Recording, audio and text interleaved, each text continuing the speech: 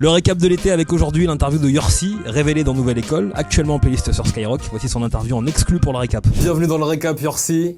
Merci frérot. Et bienvenue également en playlist sur Skyrock. J'aimerais savoir comment t'as réagi quand t'as vu que le morceau était rentré en playlist, avec en plus les félicitations des coachs. Franchement, je te dis la vérité, j'ai été surpris, content et surpris parce que c'est grâce au peuple qu'aujourd'hui je suis dans le top 10. Et c'est grâce à eux que je suis rentré à Skyrock, t'as capté. Ouais. Ça veut dire que ça m'a vraiment fait plaisir. Vraiment fait plaisir. Bah, félicitations. Merci. J'ai envie de savoir quelle a été l'épreuve la plus difficile quand on fait le bilan de Nouvelle École pour toi, avec le recul. L'épreuve la plus difficile, je te dis la vérité, ça a été les clips. Ouais. Parce que je savais que j'allais manquer d'originalité, t'as capté.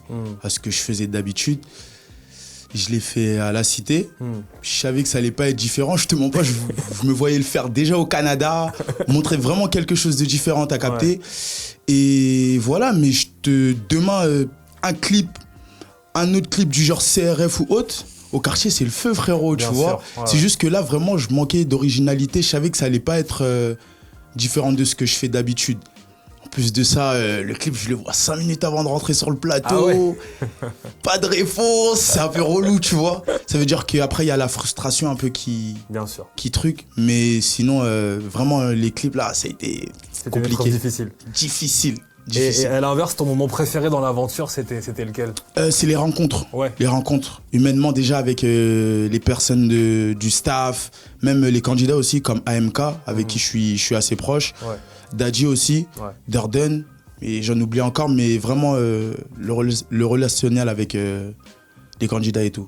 C'est vrai que vous avez été très bon cette année, un très bon casting. On veut savoir où sont tes rapports avec Clara Charlotte. Vu les tensions pendant le battle, on veut savoir ce qui se passe aujourd'hui. Non, c'est la sœur, c'est la famille, c'est la famille. Ça reste la famille, tu connais, sur le coup, ça arrive en vrai, tu vois. Mais ça reste la famille.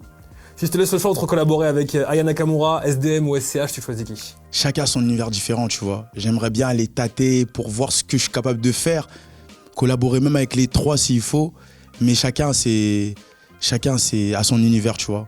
Ça pourrait être lourd de fou. Clairement. On te souhaite plein de bonnes choses pour la suite. Justement, c'est quoi la suite ? C'est quoi les projets ? Qu'est-ce que tu vas faire dans les prochaines semaines ? Qu'est-ce que tu veux faire ? Je connais en ce moment-là, je suis juste à fond au studio. Hein. Ouais. Je m'épuise là-bas simplement. Barra à fond et puis on verra la suite. On va surveiller ça de très près, on va t'écouter tout l'été sur Skyrock et puis on te souhaite une belle aventure pour la suite. C'est pour maman, c'est léger. Merci Bisous beaucoup. C'est un des gros sons de l'été, Expresso. Sabrina Carpenter, j'ai eu la chance de la recevoir cette saison dans le récap. Voici un extrait de l'interview. Hi, this is Sabrina Carpenter and you're listening to Skyrock. Comment tu te sens lorsque tu es à Paris ? I always feel the best in Paris. Yeah, automatically like 20% better every time I'm in Paris. T'as conçu beaucoup de chansons justement en France. Quel est ton rapport avec notre pays ? My relationship, if you guys accept me, which you have so far, it's always so lovely. I mean, I really do just have like such a love and respect for my fans here in France. They've been so supportive of me, and ever since I've been coming here since I was 18. On my 18th birthday, I played a show here in Paris, and it was sold out. It was a very small venue, though.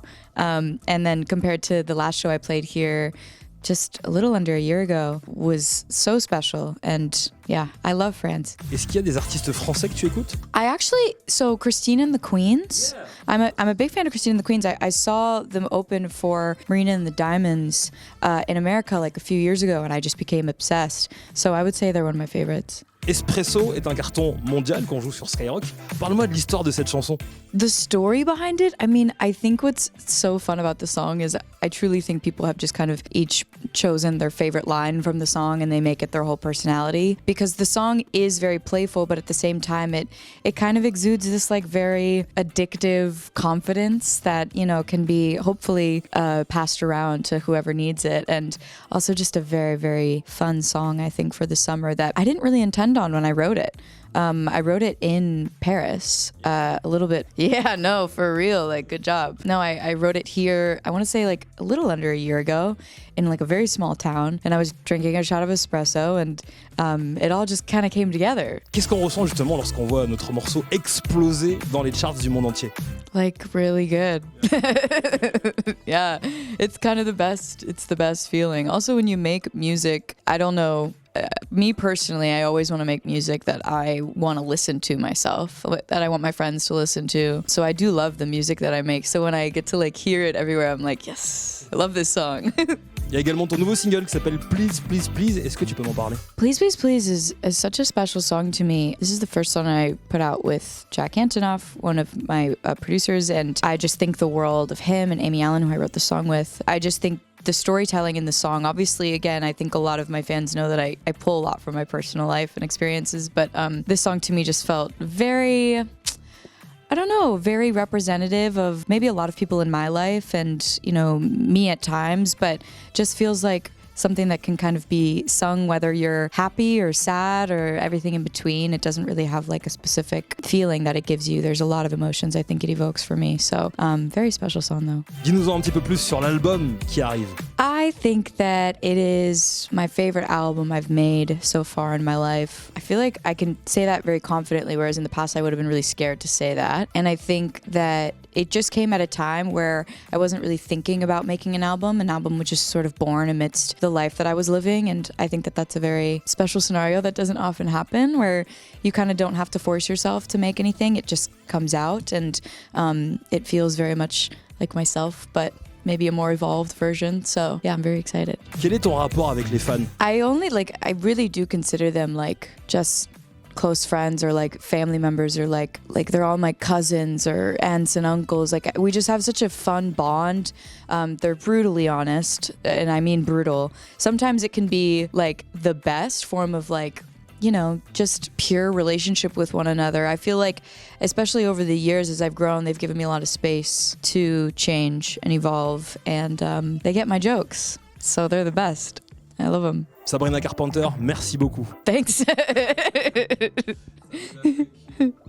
Thank you so much. Profitez bien de ce jour férié des vacances. Le récap revient demain. Ciao tout le monde.